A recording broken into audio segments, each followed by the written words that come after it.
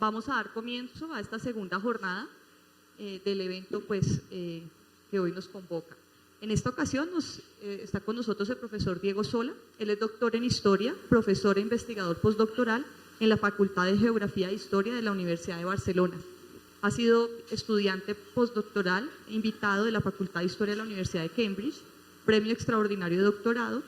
Actualmente participa en varios proyectos de investigación como los de la red Poder y Representaciones, Transferencias Culturales en la Época Moderna, en el grupo Etnografías Culturales, Encuentros y de Misiones Religiosas de la Universidad Pompeu Fabra de Barcelona y del grupo de Estudios de Historia Mediterránea Occidental. Recientemente ha publicado un libro, El cronista de China, Juan González de Mendoza, Entre la misión, el imperio y la historia, que esperamos nos deje un ejemplar en la biblioteca Luis Ángel Arango para que podamos luego consultar todos. Autor de otros libros de historia y divulgación y de artículos en revistas académicas como Tiempos Modernos o Estudios, Universidad de Costa Rica, y conferenciante en las aulas de extensión universitaria para mayores en Barcelona. Igual que el día de ayer, Diego tendrá 50 minutos para su presentación, luego pasaremos a un momento de preguntas o comentarios y haremos un receso para continuar con la segunda intervención del profesor Mauricio Nieto. Muy bien. Muchas gracias, Viviana.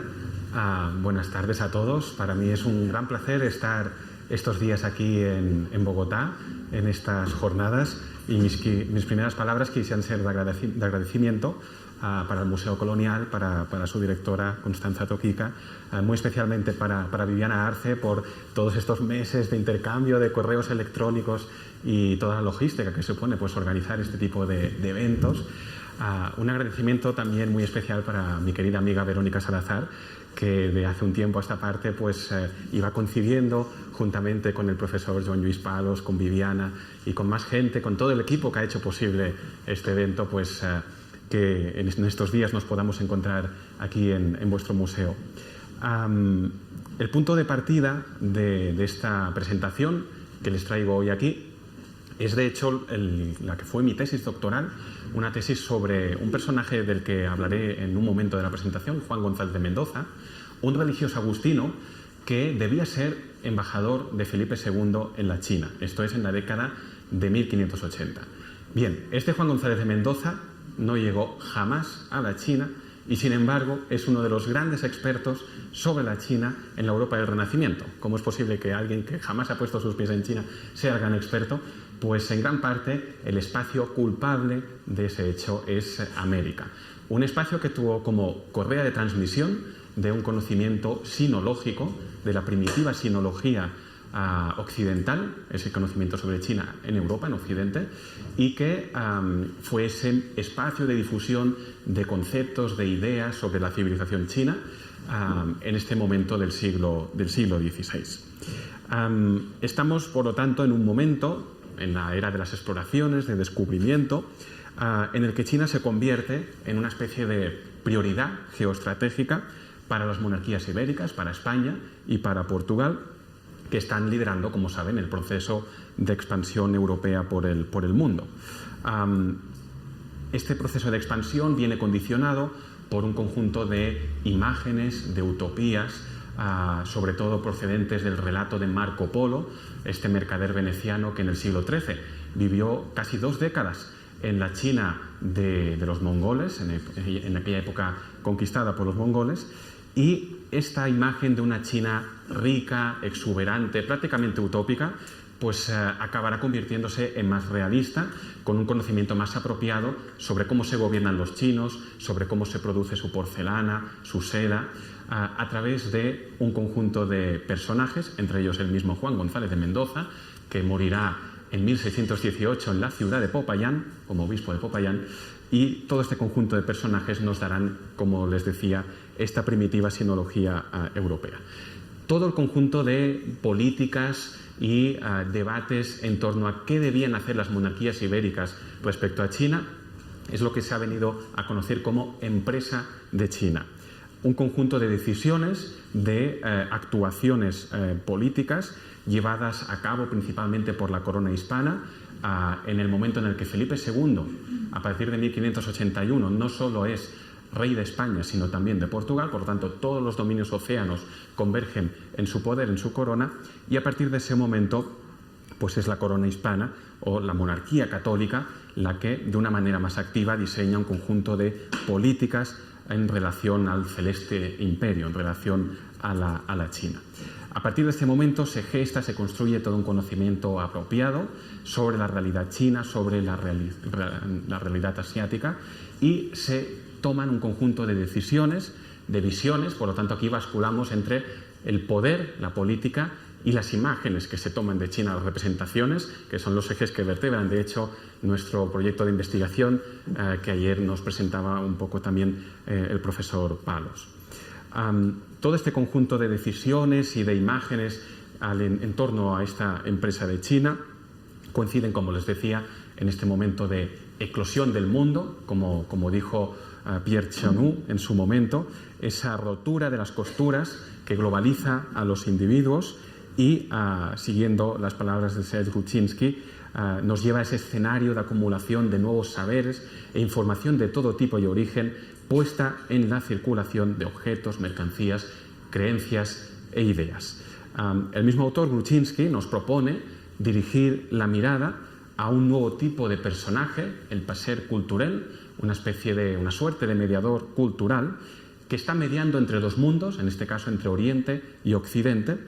Es un personaje que explica, que conceptualiza y que nos permite comprender. Por lo tanto, van a crear una suerte de producto cultural que tiene que dar un valor comprensivo al objeto que se analiza o se observa, que en este caso, en lo que es mi investigación, es la China.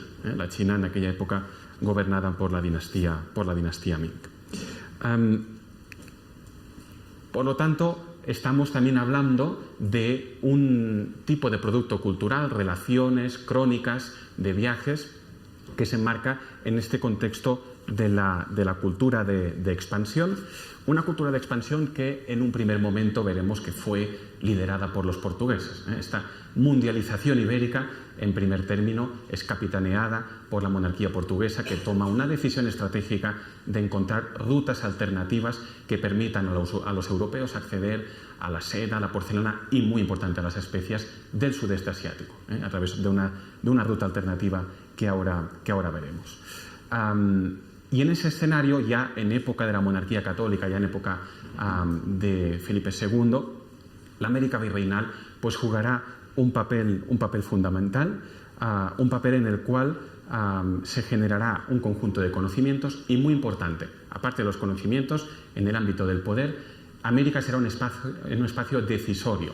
Ayer el profesor Palos comentaba que respecto a muchas decisiones del espacio oceánico, la última palabra la tenía el virrey. Y respecto a la China, en el momento en el que Felipe II concede una embajada al emperador Guan Li, finalmente es el virrey de la Nueva España que decide que esa embajada no se va a llevar a cabo. Ahora veremos por qué eso es así y por qué el espacio decisorio, de una manera central, pasa al virreinato de la Nueva España, pasa a México. Pero antes de adentrarnos en estos aspectos que veremos después, una serie de consideraciones sobre cómo los europeos del Renacimiento, en este caso de la segunda mitad del siglo XVI, veían a la China. He puesto esta pregunta que no es mía. ¿Qué cosa es la China? Esto en realidad se lo pregunta un brillante jesuita, Alessandro Valignano, que fue el superior de la misión jesuita en Oriente. Él fue especialmente activo en Japón y escribió esta historia del principio del progreso de la Compañía de Jesús en las Indias Orientales, en el que pues, explica qué es lo que están haciendo los jesuitas, la Compañía de Jesús, en sus misiones en Oriente. Yo no me referiré mucho a lo que es el papel de estos misioneros en Oriente, en el Extremo Oriente, porque propiamente la presentación que quería hacerles hoy versa sobre más las decisiones y las visiones en un espacio lejano, en este caso en un espacio intermedio como es el propio continente americano. Pues si ustedes le preguntaban, en este caso no tanto la segunda mitad del siglo XVI, sino el final de la Edad Media, si ustedes le preguntaban a los europeos qué cosa es la China, pues las visiones y las imágenes que le venían a estos europeos en aquella época era esta: la China, o Oriente en este caso, como espacio muy amplio, como una tierra maravillosa, como una tierra fantástica, habitada por seres tan maravillosos como estos cinocéfalos, hombres mitad perros, mitad personas, que además son muy inteligentes, es una cultura del comercio, aquí están intercambiando pues una serie de productos, es además una sociedad monetarizada, tienen aquí un patrón de cambio que sospechamos que puedan ser monedas, es una sociedad urbanizada además, aunque se representa según la iconografía propia, en este caso pues tardo medieval, un burgo, nos aparece aquí. Bien, esto es una ilustración, una miniatura de una de las muchas versiones del libro de las maravillas de Marco Polo, que se difundieron por Europa a partir del siglo XIV. Y claro, uno puede pensar, es literatura de maravillas, la mirabilia, como una reconstrucción de un escenario, de un paisaje lejano que evoca, suscita pues algo fantástico en el lector, en el receptor. No es solo esto. Cristóbal Colón en su viaje tiene como libro de cabecera el libro de las maravillas, lleva su propia versión en el barco y la tiene anotada, hasta tal punto que en la carta de descubrimiento que escribe y publica en Barcelona en 1493, pues uno de los comentarios más destacados de Colón en esa carta es que está muy sorprendido porque en su expedición a las Indias, después sabremos que esas Indias son las Indias occidentales o América, pues no hay cinocéfalos, como tampoco no hay amazonas, que esperaban encontrar pues estas mujeres emancipadas de la sociedad patriarcal que vivían solas y que expulsaban a los hombres de su isla, ¿no? Como tampoco no hay pues pueblos antropófagos que devoran a los ancianos, no. Nada de esto se está encontrando en estos primeros viajes y tampoco se encontrará en los sucesivos viajes, ¿no? Que serán. Pero esta imagen será durante mucho tiempo la que predominará en el acercamiento de estos occidentales a este mundo oriental. Como les decía, la monarquía portuguesa fue la avanzadilla en este viaje hacia Oriente, ya desde la primera mitad del siglo XV, los portugueses, con una implicación muy directa de la Casa de Avís, de la dinastía portuguesa, pues promueven un conjunto de navegaciones que lleguen hasta la parte central de la costa africana para conseguir una ruta alternativa para acceder al comercio de Oriente. Siempre se ha dicho, esto es un tópico historiográfico, que en 1453, el año de la caída de Constantinopla a manos de los turcos otomanos, es el momento en el que colapsan las rutas comerciales hacia el Extremo Oriente. Y esto no es del todo cierto, porque, como saben, los otomanos se van expansionando por el Próximo Oriente durante un largo proceso que arranca en el siglo XIII y XIV. Por lo tanto, ya desde principios del siglo XV, en este caso los portugueses, tienen una gran necesidad de derribar ese muro otomano que se encuentra en el Mediterráneo oriental. Y por eso, muy rápidamente, de manera muy precoz, comienzan sus exploraciones por la costa africana. Que será, por lo tanto, la ruta alternativa, porque ellos, como vimos ayer, pues claro, conciben un mundo en tres partes. Es esa visión de Hecateo de Mileto, este geógrafo de la época antigua en Grecia, que concibe un mundo en tres partes. Es Europa, es Asia y es Libia, como se conocía a África en aquel momento. Por lo tanto, en este mundo pues hay que surcar el océano, hay que irse hacia el Índico y llegar así hasta Oriente. Los portugueses, fruto de este largo proceso de descubrimiento de nuevas rutas, pues pondrán los cimientos de lo que es su imperio. Al llegar en la década de 1470 al Golfo de Guinea y, por lo tanto, a la desembocadura de los grandes ríos africanos, pues comienza la trata del esclavo, que será uno de los fundamentos de la economía de la época moderna, en esta economía mundo que existe en la primera mundialización. Bien, fundan sus factorías como São Jorge da Mina, llegan, en este caso, pues a tierras que hoy en día son de habla portuguesa, ¿no? Como en este caso Angola, y finalmente Bartolomeu Díaz, 1487, cruza el Cabo de Buena Esperanza, donde quedan extasiados, fascinados por el descubrimiento, como vemos aquí en este atlas del siglo XVII de Johannes Bleu, de grandes imperios en el sur de África, como el imperio del Gran Zimbabue o de Monomotapa. Pero claro, el viaje debe continuar porque la prioridad, el objetivo en este caso, es llegar hasta Oriente, y es finalmente, pues en este caso, Vasco de Gama, que llega en 1498 a Calicut, en el subcontinente indio, y aquí se funda el que será el epicentro, la capital de la India portuguesa, Goa, en el año 1510. Ayer vimos un tipo de virreyes, aquí tenemos otro tipo, pero que en realidad es el mismo aparato institucional, el virreinato, en este caso portugués, el Estado de India, donde se nombra a una serie de hombres muy distinguidos que tienen que tener un poder decisorio muy rápido, porque están muy lejos de, si se puede decir así, de la metrópolis, y por lo tanto prácticamente tienen que actuar como reyes en el territorio. Estos primeros virreyes, Almeida y Albuquerque de la India portuguesa. Bien, y finalmente, después de un proceso larguísimo que dura 8 décadas, finalmente se llega al sudeste asiático, a las islas de la Especiería y a Catay. Catay es el nombre por el que Marco Polo conocía a China, ese paraíso de la porcelana, de la seda, donde los portugueses pues, podrán tener su propia factoría, que será la ciudad de Macao, hasta el año 1999, dominio portugués. Bien, ¿qué pasará con los españoles? Así como la ruta para acceder al extremo oriente portuguesa pasa por la vía africana, por la costa africana, pues la monarquía hispana ensayará otro camino, que en este caso será a través del continente americano, naturalmente. El camino a China o el camino al Pacífico, a la Mar del Sur, como la dio a conocer Núñez de Balboa en su descubrimiento en 1513, pasa por el continente americano. Un largo viaje en el que se surcan las aguas del Océano Atlántico, en el que se llega a partir de finales del siglo XVI a un puerto muy consolidado como es Veracruz, siempre se sube hasta México, hasta la capital del virreinato, para después desplazarse hasta Acapulco y finalmente embarcarse hacia la Mar del Sur o el Océano Pacífico.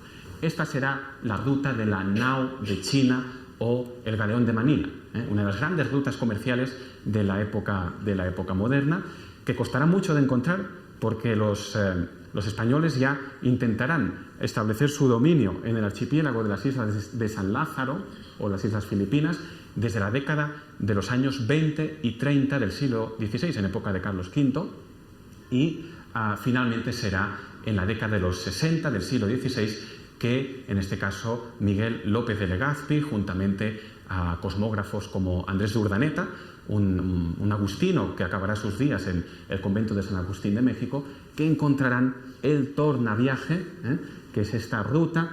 Claro, el Océano Pacífico pues, es un océano terrible para los naufragios, de hecho como cualquier mar y océano, pero especialmente el Pacífico, y costaba mucho pues, dar con la ruta adecuada, con los vientos adecuados para poder hacer el camino inverso, en este caso, de Asia hacia América. Y finalmente, pues este tornaviaje será hallado a finales de la década de 1560. Bien, por lo tanto, España consolidará esta nao de China y será en ese momento cuando, teniendo el dominio de las Filipinas, que se encuentra solo a 2 o 3 días de navegación de las provincias del sur de la China, principalmente de Guangdong y del Fujian, pues que China pasará a ser una prioridad en la agenda oceánica, en la agenda imperial de Felipe II, bajo la idea de que, de alguna manera, la providencia, Dios, está dando a Felipe II su propio descubrimiento de un nuevo mundo, como pudo hacerlo su padre Carlos I, Carlos V, ya que bajo su reinado pues fue la conquista, exploración de México, del Perú, y por lo tanto la China aparece como esta nueva América, este nuevo mundo para el reinado de Felipe II. Como se verá muy rápidamente, en cuestión de muy pocos años, China es inabarcable. Y en este caso veremos después que Felipe II pues hará de alguna manera honor a su consideración de rey prudente para dejar a la China de lado dentro de su agenda imperial. En todo caso, en ese momento se está gestando todo un conjunto de información, de conocimiento. Aquí tenemos, por ejemplo, este es del famoso Atlas de Abraham Ortelius, donde un portugués como es Luis Jorge Barbuda pues hace su propia descripción cartográfica de China. Aquí puse, en este caso, la orientación norte del mapa, porque es un mapa invertido y cuesta un poco de ubicarse. Las Filipinas están acá, aquí está Japón, no se ve la península de Corea, pero el norte lo tenemos en este caso para acá. Y es efectivamente bajo el reinado de Felipe II que esta empresa de China cobra un significado muy, muy especial. Tenemos cartas enviadas, en este caso, al virrey de México en la década de 1570, en el que ya se comienzan a reportar informes para que desde el virreinato se tome alguna serie de decisión sobre ¿Qué deben hacer los españoles en Filipinas respecto a ese gran imperio que está a solo 2 o 3 días de navegación, que es China?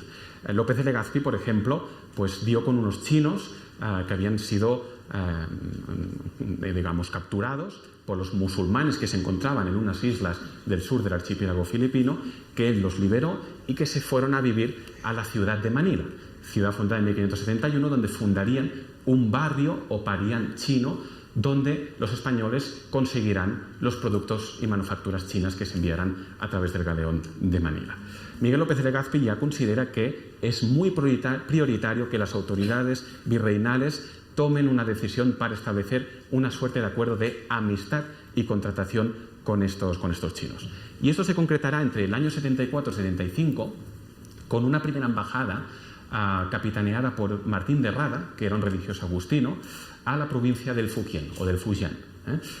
Es una embajada en la que se intenta que las autoridades virreinales del sur de China pues firmen un acuerdo con las autoridades españolas de Filipinas para que haya un tráfico permanente de comercio y que los misioneros agustinos se puedan instalar en la China para comenzar a predicar el Evangelio.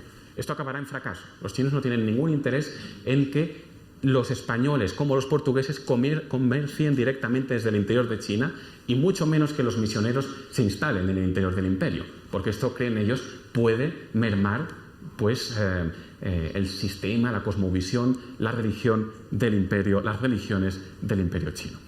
Veremos que aquí tenemos estos varios escenarios. Por un lado, esta amistad y contratación que se intenta a partir de 1574-75.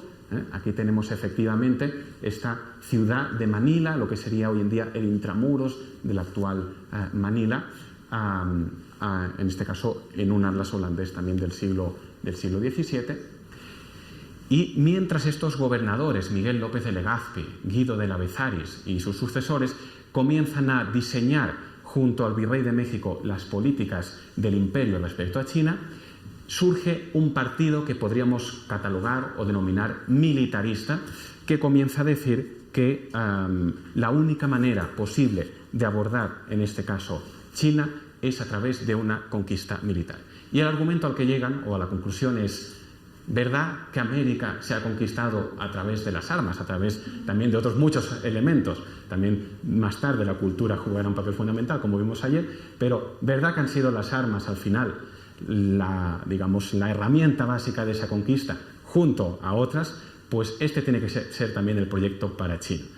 Uno de los grandes defensores de este plan de conquista de China será Francisco de Sande, tercer gobernador de las Islas Filipinas, un personaje que acabará sus días en México como uno de los asesores principales del virrey conde de Coruña, que tenía una idea genial.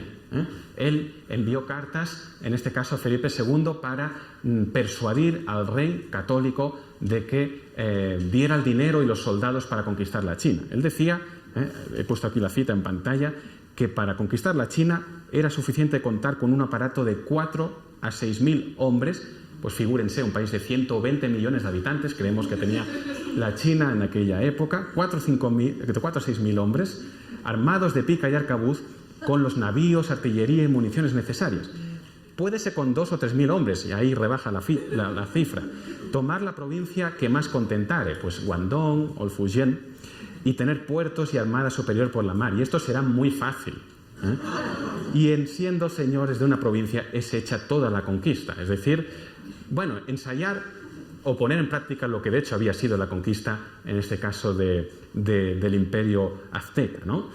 Claro, si pudo caer el Tenochtitlán de Moctezuma, pues ¿cómo no va a caer la China de los Ming, en este caso? Bueno, luego hablaremos propiamente del desenlace de estos planes.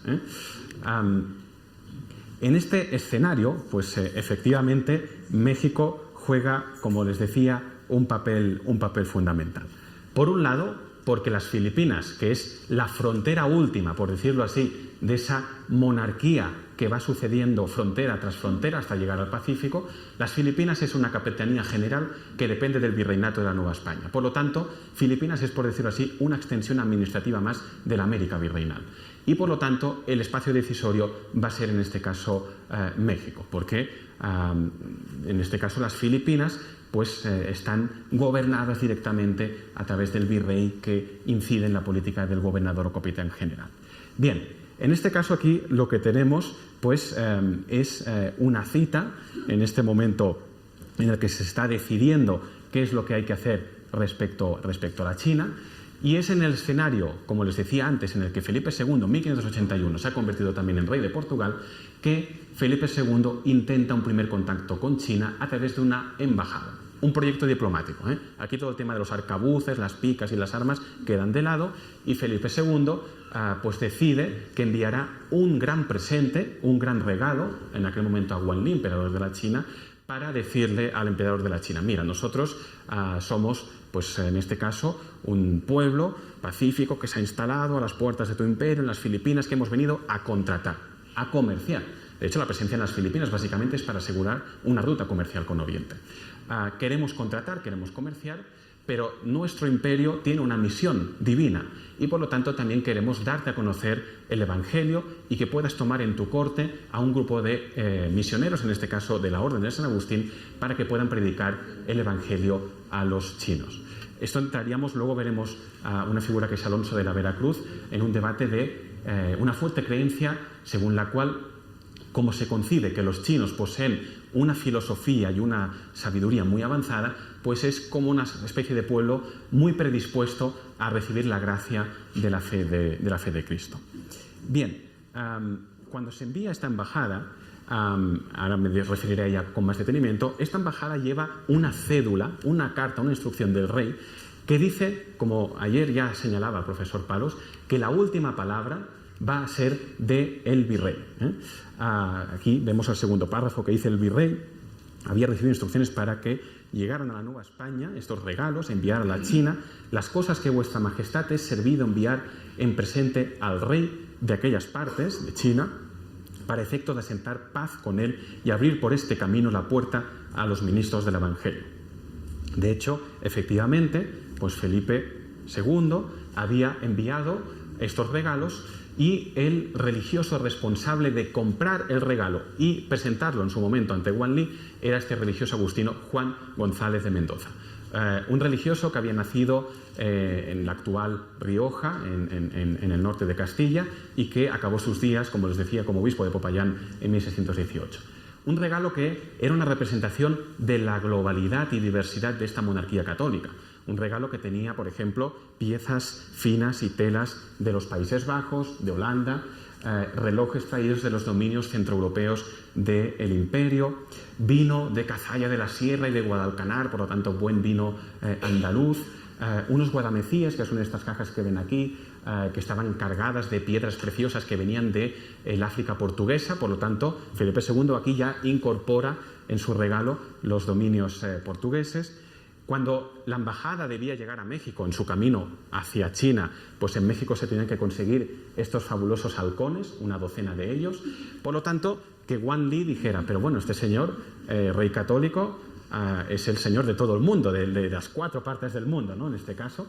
Bien, pues el caso es que cuando llega... disculpen, aquí hay un regalo nada menor, como son un conjunto de pinturas del pintor en aquel momento de cámara de Felipe II, que era Alonso Sánchez Coello.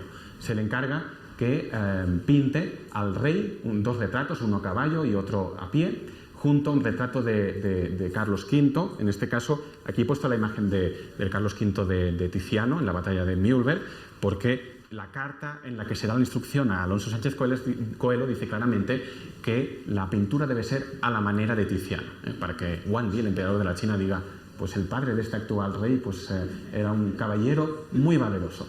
Y muy importante, ¿cómo vamos a transmitir visualmente nuestra misión religiosa? Piensan los que conciben esta embajada. A través de una imagen que en este caso no es de Cristo, la encarnación de Dios, sino a través de la Madre de Dios, de la Virgen, creyendo que por su, digamos, imagen maternal podrá ser acogida por estos chinos como madre de su propio imperio. Bien, Juan González de Mendoza junto, en este caso, a Francisco Ortega, no nuestro amigo ponente que teníamos ayer, sino un religioso de la Orden de San Agustín, y junto a Jerónimo Marín, otro agustino que en aquel momento se encontraba en México, son los encargados de ir para México y después para China, pero no llegan a embarcarse en la Mar del Sur, no llegan a tomar tierra, mar en Acapulco, sino que la embajada se detiene, en este caso, en México, porque se ha decidido que, el rey así lo ha decidido, Felipe II, que se convoque una junta, leo literalmente, tal como está en el expediente en el Archivo de Indias en Sevilla, una junta de los más grandes hombres de todo el reino, se refiere a la Nueva España, México, acerca de la prosecución de la embajada, porque se considera que estos altos funcionarios coloniales son los mayores expertos respecto a este tema. Entre esos expertos, ¿quién hay? Hay Francisco de Sande, el que proponía conquistar la China con 4 o 5 mil hombres. Al fin y al cabo, él había sido gobernador de las Islas Filipinas y se supone que tenía un dominio y un conocimiento muy apropiado sobre el tema. También es verdad que se atreven a opinar personajes que no tienen mucha idea de lo que es el espacio pacífico, del espacio chino, como es el arzobispo metropolitano de México, patriarca de las Indias Occidentales, el arzobispo Pedro de Moya Contreras, que envía una carta a Felipe II diciendo que olvide la embajada, olvide la cortesía de las formas diplomáticas y comience a armar ya un ejército para conquistar la China. Y el virrey, primero Martín Enríquez de Almansa y después su sucesor, el conde de Coruña, pues acaba tomando la decisión de posponer la embajada para una mejor ocasión, más propicia. Brevemente, algunos argumentos que se utilizaban para cancelar esta embajada. Había una cuestión muy problemática como era la cuestión de la lengua. Este problema comunicativo ya se dio aquí en las Indias Occidentales, en este caso en América, de cómo se hacía llegar, en este caso a las poblaciones indígenas, el significado del requerimiento, de las cartas de requerimiento. Muchas veces había el intérprete, pero muchas veces no lo había. En este caso había intérpretes de chino. El problema es que las autoridades desconfiaban, consideraban, la documentación así lo dice, que los intérpretes truecan las palabras y llegan a acuerdos extraños con las autoridades locales que hacen que los embajadores pues, se vean en situaciones bastante diferentes. Y de hecho es así, porque la embajada a la que me he referido anteriormente, del año 75 de Martín de Rada, ellos entraron por unas semanas en China, en el sur de China, y un poco más y acaban en prisión, porque hubo un intérprete que recibió un tipo de soborno de un capitán del virrey y hubo ahí un equívoco bastante grande. En todo caso, este argumento era fruto de la experiencia. Había después también una cuestión representativa y simbólica. ¿Por qué el rey católico tiene que personarse en la ciudad prohibida, en Beijing, ante el emperador de la China, Tianzi, el hijo del cielo, y postrarse ante ese emperador? Porque las autoridades chinas, desde el gobernador provincial hasta el emperador, nadie te va a recibir si tú no te postras con la frente en el suelo pues ante esa autoridad que representa un ser semidivino. Y claro, en este caso, pues el príncipe rey católico, decían estas autoridades, no podía verse sometido a esa humillación. Por lo tanto, se dice que hay que posponer esta embajada para mejor ocasión. Esta embajada no llegó a tener lugar en ningún momento. Bien, y al final me referiré cómo acabó el plan de conquista, que obviamente ya saben que acabó pues, en la ficción, y en este caso pues, durmiendo, en este caso en los archivos donde está esta documentación. Fruto de esta experiencia, digamos, política y decisoria, es un momento de gran acumulación de conocimiento de esta primitiva sinología sobre cómo es la China en aquella época. Es decir, desde un punto de vista cultural, este encuentro es sobre todo significativo porque permite que por primera vez se superen los mitos y las utopías que Occidente tenía sobre el mundo chino. Esto ya había comenzado con los portugueses, que habían sido propiamente los adelantados de este proceso de contacto. Ellos desde la década de los años 20 del siglo XVI ya están en las aguas del mar de la China. Ellos consiguen en 1556 un enclave permanente como es Macao, al otro lado de Guangdong, en Cantón. Y tenemos, por ejemplo, una primera literatura, digamos, oriental ya sobre el territorio, como es en este caso esta Suma Oriental de Tomé Pires. Tomé Pires era el boticario del rey Manuel el Afortunado. Y debía ir a Oriente, en este caso a la China, para recolectar drogas, según la palabra de la época, todo el conjunto de plantas medicinales y de otro tipo que podía haber allí. Tomé Pires escribió esta suma oriental que dio a unos compañeros portugueses que la acabaron llevando a Lisboa, se publicó en la imprenta, aunque el pobre Tomé Pires desapareció por completo, le perdimos el rastro, se ve que acabó en una prisión portuguesa, en una prisión china, y no se sabe cómo acabó sus días. Estas relaciones comenzarán a circular por Europa a través de las imprentas italianas. Muchos de esos textos serán traducidos al italiano, otras veces se conservarán en portugués, y todo este conocimiento será recopilado a partir de la década de los 70 y de los 80 por autores españoles como Juan González de Mendoza o anteriormente Bernardino de Escalante, que era un sacerdote muy próximo a Felipe II. Y también esto continuará con otro tipo de literatura del contacto, del encuentro o de la cultura de expansión, como será en este caso la obra de Antonio de Morga, este suceso de las Islas Filipinas, con la que finalizaré después la intervención, que en este caso es una obra 100% de concepción americana, ya que Morga fue un alto funcionario colonial que trabajó desde Filipinas hasta México y después en la audiencia de Quito. Voy a referirme en los próximos minutos a esta obra Historia del Gran Reino de la China, que es propiamente el producto que resulta de la embajada fallida del año 1581 y 82. Disculpen. Como les decía, Juan González de Mendoza fue un fraile agustino al que Felipe II le encargó que comprara los regalos para Guanli y los llevara ante el emperador de la China. La embajada fue detenida, como hemos visto, en México.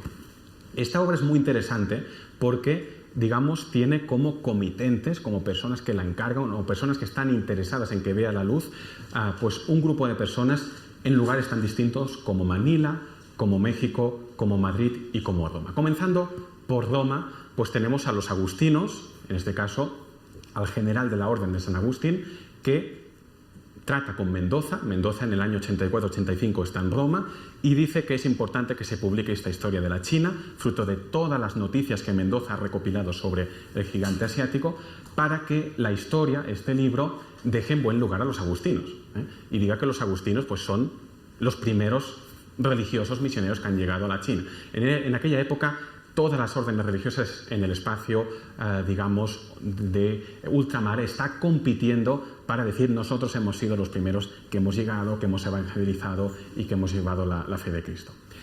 Dando paso, en este caso, al escenario madrileño, pues hay un interés por parte de la corte de Felipe II de presentar China como un descubrimiento español. Cosa que tampoco es así, porque los portugueses ya llevaban muchas décadas de contacto con el imperio chino. Yendo en este caso al escenario mexicano. Aquí es muy importante, respecto a la visión que Mendoza dará de la China, la figura de Fray Alonso de la Veracruz, un gran humanista que fue profesor de la Real Universidad de México, que fue una universidad en la que figuras como el padre de la Veracruz pues transmitió estas ideas del humanismo castellano que salían de la Escuela de Salamanca. La Escuela de Salamanca, con figuras pues eminentes como el mismo Francisco de Vitoria, que fue maestro de Alonso de la Veracruz y que impregnó al propio Fray Alonso de un espíritu humanitarista respecto al trato con los indígenas. De hecho, siempre se ha dicho, otro tópico historiográfico es que estos religiosos, en este caso dominicos, Alonso de la Veracruz, como también en este caso también tenemos a Fray Bartolomé de las Casas, pues son personas que defienden a los indígenas pero que no cuestionan digamos la conquista de América. En el caso de Alonso de la Veracruz no es así, porque él llega a desarrollar toda una argumentación jurídica en la que llega a decir, en términos digamos actuales, que la conquista de América desde un punto de vista de derecho es ilegal, que no ha habido ahí un justo título para ocupar las tierras de esos indígenas. ¿Por qué destaco a Alonso de la Veracruz? Porque Juan González de Mendoza, cuando escribe su Historia de la China, se muestra radicalmente opuesto a cualquier tipo de conquista armada o militar de la China. Y dice, la única manera de poder entrar en la China es haciendo ver a los chinos que su cosmovisión y concepción del mundo les predispone a recibir la gracia de la fe cristiana. Y en todo caso, su entrada en el mundo cristiano occidental tiene que ser a través de un acto que sale del libre albedrío, de la libre voluntad para aceptar, pues en este caso, la fe cristiana. Y este es el argumento con el que propiamente estaba de acuerdo Alonso de la Veracruz. Y claro, Juan González de Mendoza, entre los años 1574 y 1581, estuvo en México, estuvo unos años en Michoacán y aún no tenemos muy claro dónde consiguió su título de maestro en teología. Él publica, como les he dicho, la historia del Gran Reino en Roma con el título de maestro de teología y es muy probable que él pudiera recibir lecciones, clases en la Real Universidad de México, por lo tanto, recibiera el influjo de Alonso de la Veracruz. Una cita de Fray Alonso para ver, en este caso, cuál es su predisposición respecto a los gentiles, aquellos pueblos que han quedado fuera de la revelación y que han entrado en contacto con el cristianismo. Dice el padre de la Veracruz que los habitantes del Nuevo Mundo no solo no son niños dementes, sino que a su modo sobresalen y por lo menos algunos de entre ellos son de lo más eminentes. No eran, por lo tanto, tan niños amentes como para que fueran incapaces de dominio. Es decir, esa visión según la cual, un poco aristotélica, ¿no?, de que el buen ciudadano, a la manera de la polis, instruye, por decirlo así, a ese esclavo factual en la buena policía, formándolo en los valores de la comunidad, pues no es tal, sino que estos indígenas, según la visión de Fray Alonso de la Veracruz, ellos mismos como gentiles ya tienen una capacidad racional para entender los valores de la civilidad. Es exactamente la misma visión que tendrán los jesuitas que actuarán en China a partir de 1583. Otro tópico historiográfico es que los jesuitas son los únicos que desarrollan un método de comunicación cultural que parte de una visión muy positiva de la capacidad intelectual de los chinos. Y es cierto que los jesuitas desarrollan la comodatio más avanzada, pero no fueron los únicos. Aquí tenemos a dominicos y también agustinos, como el mismo Juan González de Mendoza, que tenían esta misma concepción de una antropología positiva, en este caso, de estos locales. Bien, el mismo Juan González de Mendoza acabará sus días, como les he dicho, como obispo de Popayán. Tengo que decir, en este caso, que Mendoza no estaba nada contento de acabar sus días como payanés. De hecho, cada año enviaba una carta a la corte, en este caso ya es la época de Felipe III, diciendo, por favor, sáquenme de aquí, llévenme a España o a donde sea. Y tuvo graves enfrentamientos con el cabildo, bueno, esas típicas historias del obispo enfrentado a sus fieles y a las autoridades locales, al gobernador, ¿no? Pero en una de estas cartas pues decía, ¿no?, digo Señor, se refiere ya a Felipe III, como otras veces lo he apuntado por puro escrúpulo de mi conciencia y como protector de estos pobres indios que está esta tierra perdida por el mal tratamiento que los encomenderos les hacen, que es peor que a sus esclavos. Bien, por lo tanto hay una preocupación muy clara por la situación de los indígenas por parte de González de Mendoza, que también ha sido muy reproducido muchas veces en estudios previos sobre Juan González de Mendoza, que su gran maestro intelectual es Bartolomé de las Casas, y en realidad pues la gran vía de comunicación con esa visión escolástica al mismo tiempo del humanismo castellano de Vitoria y de otros, pues es Alonso de la Veracruz. Bien, el caso es que, con esto ya entro en la parte final de la intervención, González de Mendoza dibuja una China admirativa, con una antropología positiva respecto a estos chinos, y introduce nuevos conceptos, nuevos lugares comunes, nuevos topoi, sobre qué es el imperio chino. Marco Polo nos dejó con la idea de la maravilla, la riqueza y la exuberancia, que ciertamente es lo que ven los europeos que entran en la China a partir del siglo XVI.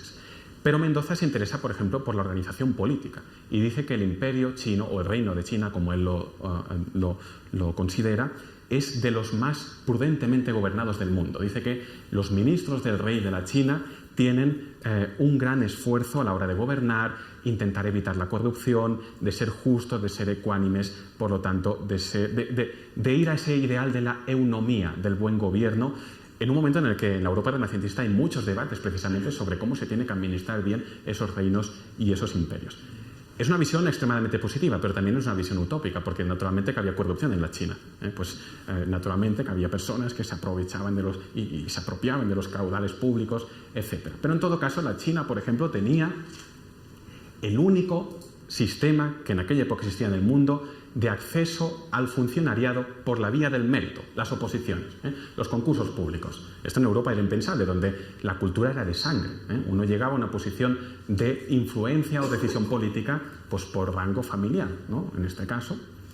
Bien, y también todo el tema, por ejemplo, ya desde una perspectiva moral, de cómo la China, desde un punto de vista de orden moral, es el paraíso propicio para sembrar el cristianismo. Porque la piedad filial, según la cual esos hijos son tan devotos de sus padres y tan obedientes, pues reproduce esta idea de la obediencia al Padre, también al Padre como el ser divino, ¿no? O habla, por ejemplo, también de una mujer muy casta, muy recogida, y aquí critica a la mujer occidental en un momento precisamente de gran redimensión, ¿no?, de lo que son las costumbres y la moralidad pública. Bien, la China también en este aspecto como muy modélica, ¿no? Y da conceptos tópicos que duran hasta la actualidad, ¿no? Por ejemplo, gracias a la historia del Gran Reino de la China se comienza a conocer mucho pues toda esta práctica, no solo de alimentos, sino también de costumbre, de tomar el té. Se conoce, por ejemplo, esto hasta hace 5 o 6 décadas existía en la China la práctica del vendaje de los pies de las mujeres distinguidas, una práctica, como saben, dolorosa y horrorosa. La Gran Muralla China, que está muy lejos desde las costas del sur de China, nadie la ha visto, dice él, de los españoles, pero es esa cerca, ¿no?, que está allá. O cómo funciona, desde un punto de vista de ideogramas, la escritura china. El libro de Mendoza es de los primeros en Occidente que publica caracteres chinos, como pueden ver aquí.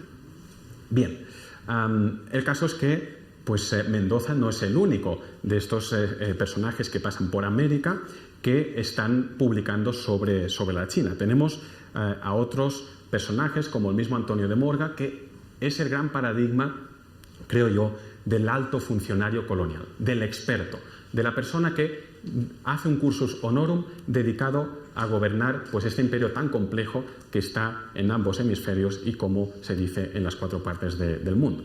Morga había estado en Filipinas, estuvo en México y finalmente estuvo en la Audiencia de Quito, y se nos muestra como este paseo cultural que publica, en este caso en la imprenta de México, sucesos de las Islas Filipinas.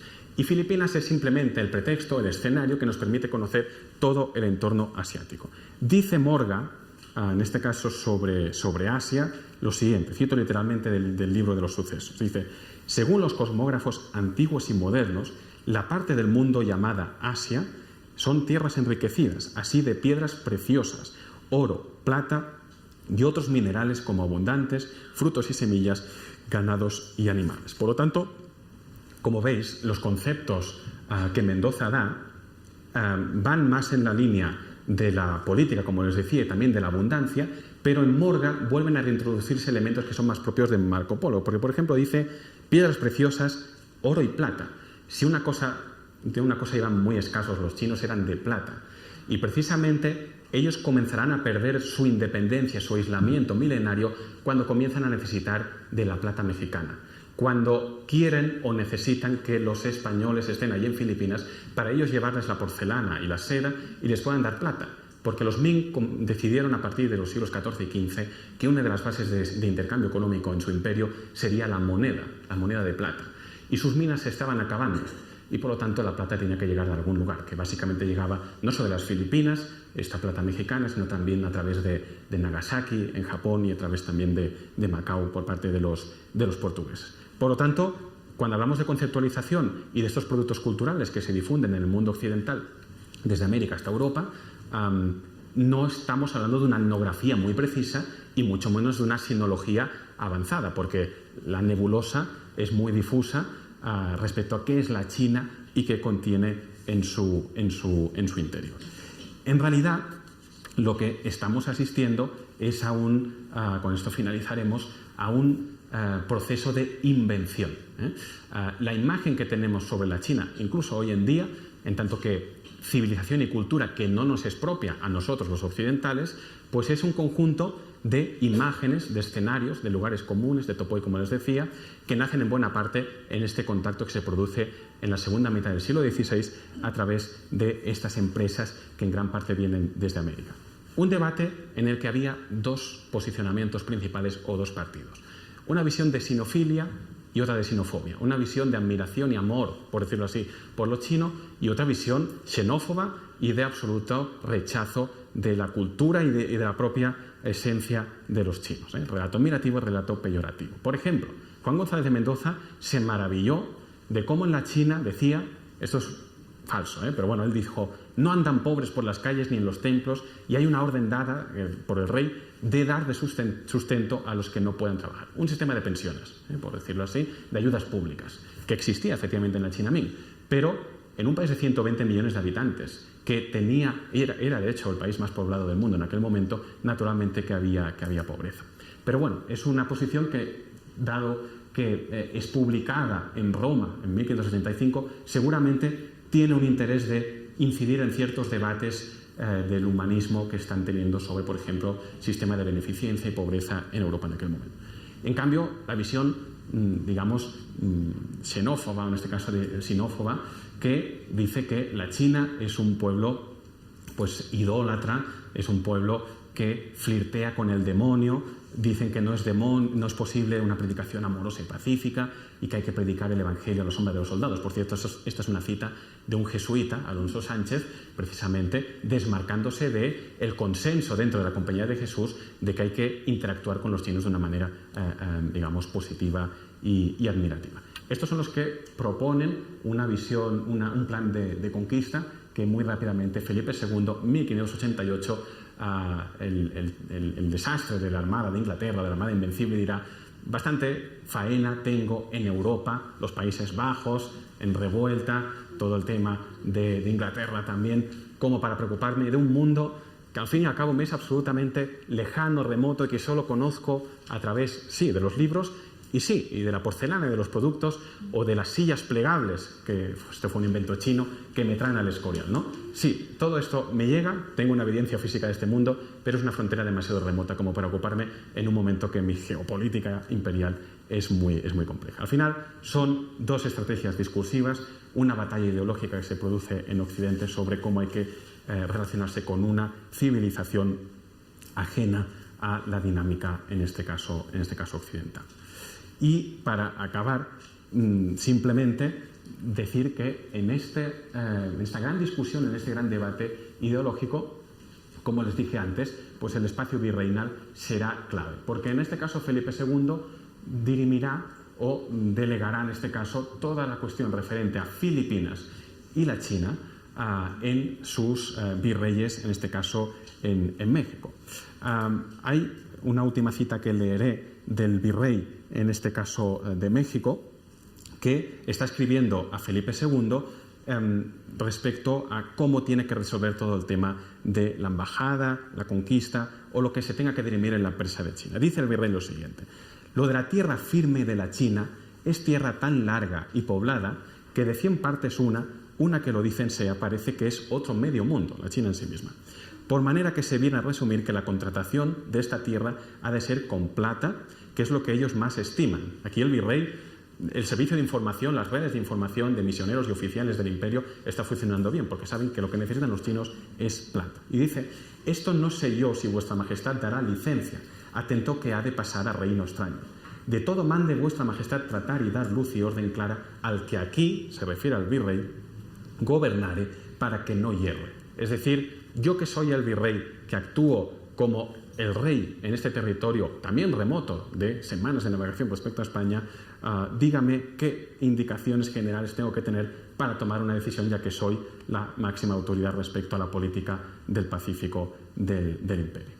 Bien, por lo tanto, al final todo acaba convergiendo en ese centro del mundo que había sido Tenochtitlan, que después fue México y que fue durante mucho tiempo pues ese corazón de esa América virreinal que basculó entre esos dos océanos, el mundo del Pacífico, el mundo del Atlántico, actuando también como esa correa de transmisión de China, del saber chino, de esa primitiva sinología en Europa. Y nada más, queda a vuestra disposición para cualquier debate y cuestión que pueda surgir. Muchísimas gracias.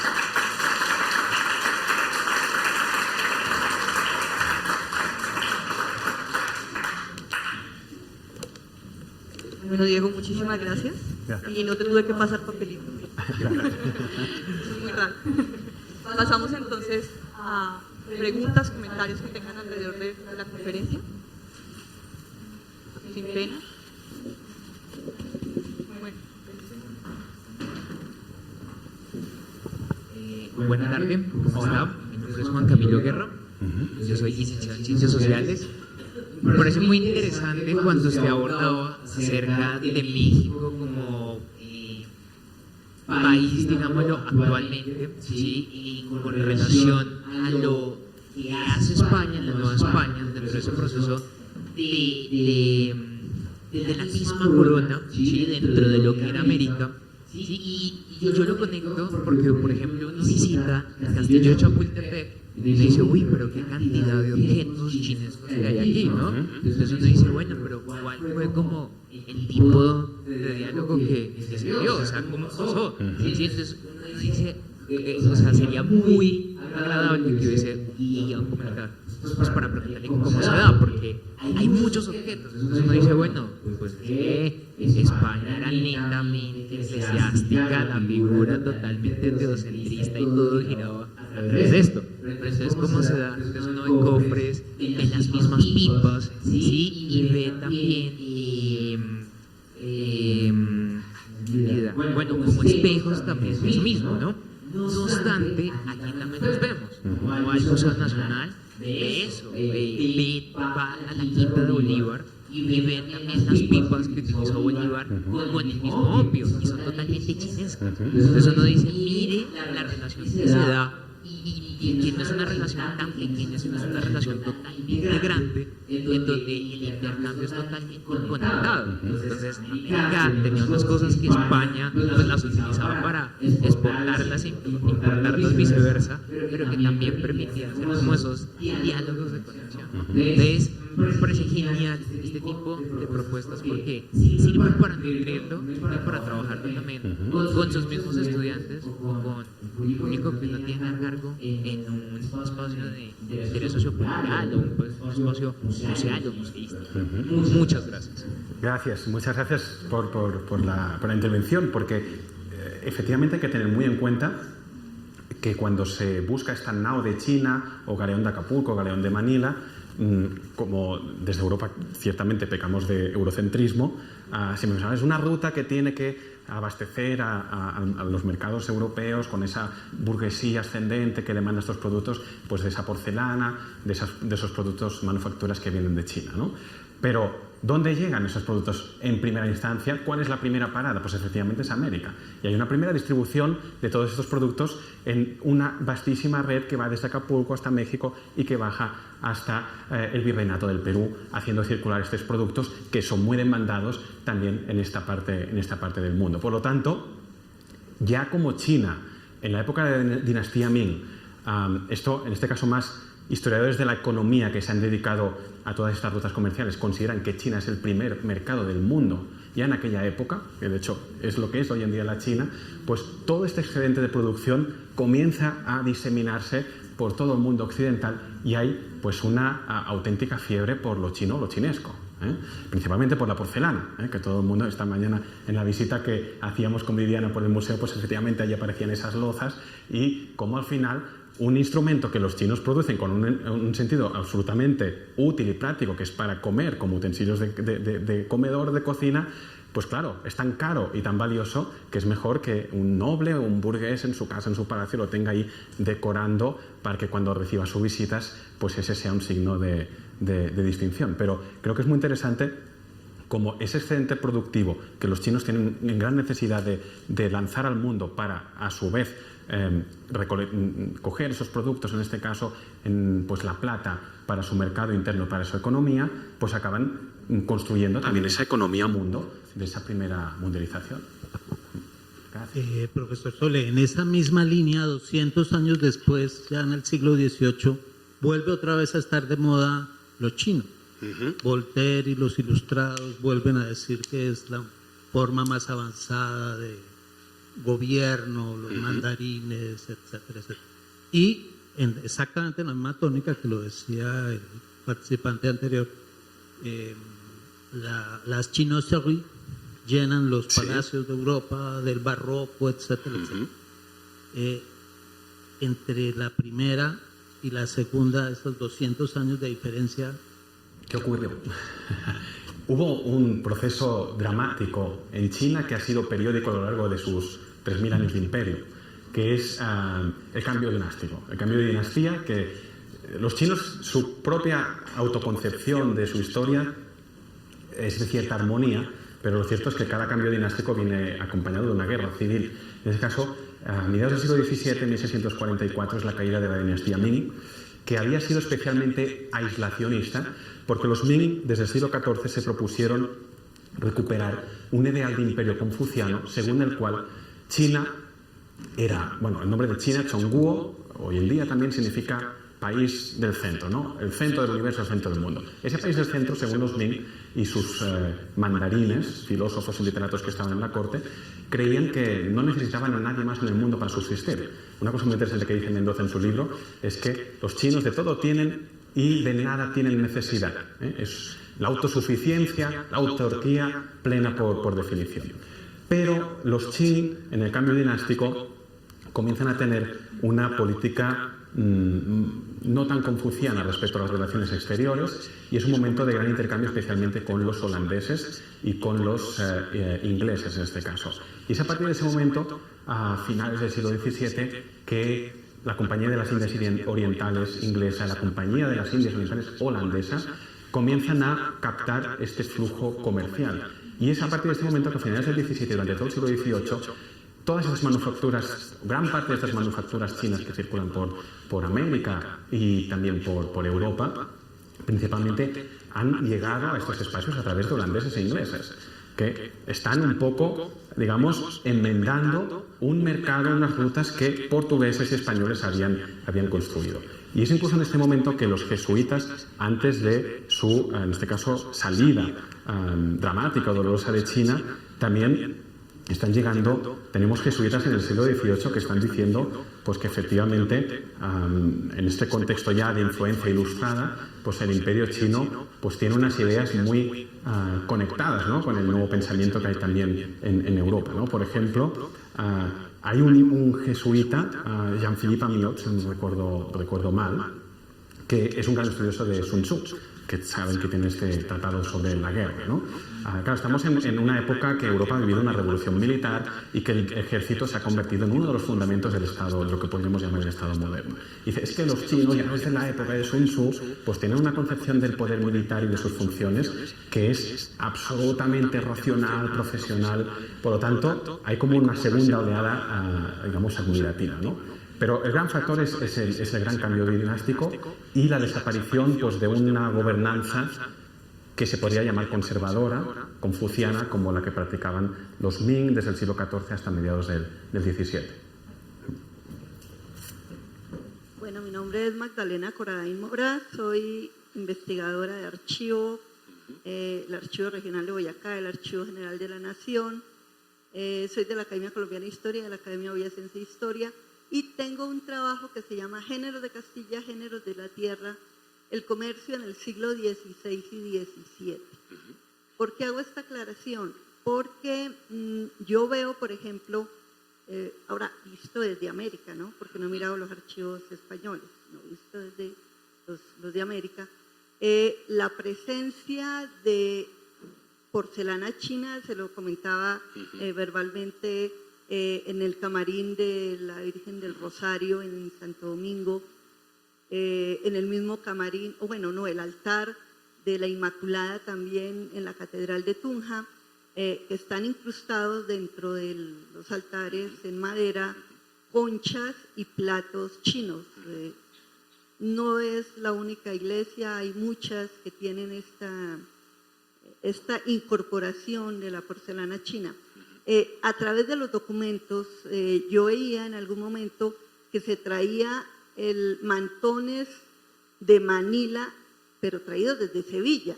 No sé si también esta porcelana que llegaba aquí no llegaba desde México, sino iba hasta Sevilla y regresaba. No sé, lógicamente falta una investigación a través de los archivos mexicanos por una parte y de los archivos españoles para saber un poquito esa red de distribución.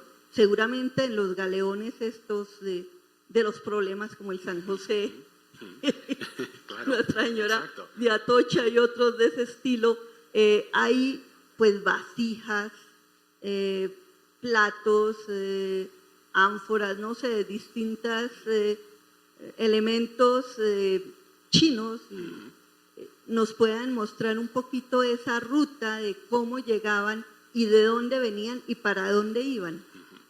Sí, es muy interesante. La verdad, no soy muy conocedor propiamente de las rutas comerciales. Sí que es cierto que había también rutas de camino inverso, es decir, en este caso, Sevilla como centro distribuidor y a través de allí un doble viaje que hacían estas mercancías yendo del Pacífico hasta el continente americano, de América en este caso hacia Europa y de Europa de regreso hacia América. Tenemos documentados a principios del siglo XVII, por ejemplo, en Sevilla, una familia de comerciantes holandeses que tienen permiso de la corona, en este caso para actuar de intermediarios entre Amberes, que es el gran mercado también en Europa, y que ellos están introduciendo también productos, en este caso chinos, y por lo tanto son, digamos, es multilateral, ¿no? Digamos, la circulación de estos productos, de estos mantones de Manila, que en realidad eran chinos, a pesar de que el nombre popular efectivamente es el mantón de Manila, o en todo caso confeccionados, elaborados por los chinos, estos chinos del Parián de Manila, que en primera instancia fue Legazpi que los liberó, pero ciertamente ese es un tema interesante de cómo funcionaban, ¿no?, estas rutas y cómo, al mismo modo que ocurre hoy en día, que pues lo mismo ustedes adquieren un producto que se ha elaborado, pues no sé, en Lima y ha pasado antes por la China. Puede pasar, de hecho ocurre, ¿no?, en diversas fases productivas o distributivas, o del mismo modo que era, pues ya esos indicadores de esa multilateralidad, si se puede decir así, ya se construye en esa economía mundo de ese momento. Sí. Gracias. Hola, buenas tardes. Ante todo, felicitaciones por la ponencia, muy interesante. Y son más que todo dos pequeños datos curiosos. El primero es si en China se han encontrado pues testimonios como de esa cultura material o visual producida en España, ¿no? Acá estamos viendo toda esa migración de estos objetos, el galeón de Manila y demás, pero pues me quedó esa pregunta, si en China o en esta parte del Oriente, ese término un poco gris, se han encontrado esos testimonios de objetos producidos en Europa o acá en la América Latina. Y la otra es como un dato curioso, y es, usted empezó la presentación con la imagen de los cinocéfalos, y me quedó la duda, ellos cuándo desaparecen, ¿no? Porque cuando uno les rastrea esa historia mítica de ellos, como en fuentes clásicas, Heródoto y demás, ellos siempre se van corriendo al Oriente. ¿Qué pasa cuando se llega al Oriente y no están? Como, ¿a dónde se van a mudar, no? Porque es como un estereotipo que sirve para representar lo fantástico al otro, ¿no? ¿Dónde van a terminar esos cinocéfalos cuando por fin se llega a la China? Muchas gracias. Gracias por la pregunta. Y de hecho es interesante la otra perspectiva, la otra mirada, en este caso desde China, qué es lo que quedó allí. Básicamente, de cultura material, los grandes introductores de productos europeos e incluso de productos, digamos, de cierta ingeniería europea, estoy pensando en relojes ahora mismo, como los relojes que Felipe II quería enviar a Wanli, fueron los jesuitas, porque fueron los únicos misioneros que lograron pues, una misión permanente, y al cabo de unos años, después de la década de los 80 al 16, eran los responsables del Observatorio Imperial de Astronomía en Pekín, y allí sí que se encuentran desde esferas armilares, básicamente son objetos de medición astronómica, es decir, para el propio uso del observatorio astronómico del emperador. No tanto ya en China, sino en Japón, desde la década de los 50 y 60, hubo un cierto éxito en las misiones cristianas de jesuitas, de franciscanos y de dominicos. Se habla de conversiones bastante masivas en daimios, que son en territorios feudales del sur de Japón, y se ha encontrado pues imágenes de Cristo, de la Virgen, de propio San Francisco de Asís, que eran utilizados por parte de los misioneros. Pero para mí el escenario así a nivel de cultura material, porque es muy híbrido y muy de mezcla, en este caso no es China, en este caso, pero es las Filipinas. Porque, por ejemplo, siempre se ha hablado de qué categorías visuales y qué caracterizaciones se utilizaban para hacer llegar el mensaje cristiano a esos pueblos gentiles, ¿no? Y siempre, ya que estábamos con tópicos historiográficos, siempre se ha dicho, no, es que desde la perspectiva evangelizadora, en este caso de españoles, pues siempre se utilizaban pues imágenes muy eurocéntricas, ¿no? El típico pues personajes de piel blanca, con rasgos claramente europeos. No es así en el caso de Filipinas, porque encontramos vírgenes, por ejemplo, de marfil, por lo tanto ya el propio producto no es originario de Occidente, con rasgos propiamente chinescos, vírgenes con rasgos chinescos, ¿no? Porque claro, los indígenas en este caso se tienen que sentir reconocidos, representados, interpelados, ¿no? Esto se dio en este escenario porque es claramente el escenario de la frontera, muy lejos de los grandes centros, digamos, religiosos y políticos del imperio. Respecto a la segunda cuestión, claro, hay un tiempo hasta mediados del siglo XVII de convivencia entre lo mítico y lo real. Porque para el lector europeo, o la poca gente que podía leer y que gustaba de consumir de esta literatura de viajes, podía ser muy interesante pues, las descripciones de las carreteras, del urbanismo, del comercio, de la filosofía de Confucio, pero era mucho más entretenido leer sobre cinocéfalos, antropófagos, amazonas y todo tipo de pueblos míticos. Y claro, hay un gran esfuerzo de estos autores por decir, no, esto es falso, no, es parte de nuestra mitología, en muchos casos también de la mitología bíblica, porque aparecen elementos de la mitología del Antiguo Testamento, ¿no? Y por lo tanto comienza a haber una división o un divorcio muy claro entre lo que sería propiamente literatura etnográfica, como es Mendoza. No era el tema de la ponencia, pero Mendoza, al no estar a la China, su relato es fidedigno porque utilizan materiales de gente que sí que estuvo en el interior de la China, ¿no? O sobre todo las obras de los jesuitas, las obras de los jesuitas que son de misioneros que se pasan décadas, mueren de hecho en la China, y de hecho el libro de Mendoza tuvo un gran éxito a finales del siglo XVII, se tradujo a muchas lenguas, se imprimió desde Londres hasta Amberes, a muchas imprentas, pero es completamente olvidado a partir de principios del siglo XVII, cuando los jesuitas publican una especie de historia de su misión en China, ¿no? Y ahí es un libro puramente descriptivo de cómo es la propia China, pero aún aparece pues literatura mítica que tiene un carácter claramente fantasioso, fabuloso, de invención, de romance incluso. Un último punto, finales del siglo XVI y principios del XVII viven un gran auge los romances, toda esta imagen de Angélica, princesa del Catay, de Orlando, de Medoro, estos personajes caballerescos, de los que lleva, pues por ejemplo, el mismo Quijote, ¿no? El tema central de la obra de Miguel de Cervantes a enloquecer, esa fiebre por esa literatura, pues que presenta, en este caso, Angélica en el Catay, una princesa de China que es mucho más gustosa de presentar en medio de ese escenario mítico, pues que no en medio de unos mandarines, de unos confucianos, de unos taoístas, de unos leguistas. Claro, el lector quiere entretenimiento, ¿no? Es a mediados del siglo XVII que todo esto comienza a desaparecer. Diego, muchísimas gracias. Gracias a ustedes. Gracias.